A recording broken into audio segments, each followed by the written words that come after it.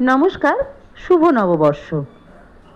আমার বয়োজ্যেষ্ঠ বড়দের প্রণাম জানিয়ে ও ছোটদের ভালোবাসা ও আমার সমবয়সীদের শুভেচ্ছা জানিয়ে আজকে লাঞ্চে কী কী রেখেছিলাম তা সবার সাথে একটু ভাগ করে নিই।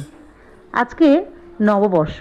নববর্ষ মানেই আমাদের বাঙালিদের নতুন জামা কাপড়, আনন্দ, তার সাথে খাওয়া দাওয়া। সকাল সকাল ঠাকুর ঘরে একটু ঠাকুরের পুজো দিয়ে তারপরেই চলে এলাম রান্নাবান্নার দিকে। আজকে লাঞ্চের থালিতে রেখেছিলাম এই পোলাও। পোলাও খেতে কিন্তু বাচ্চারা খুব ভালোবাসে, তাই আজকে করেছিলাম পোলাও।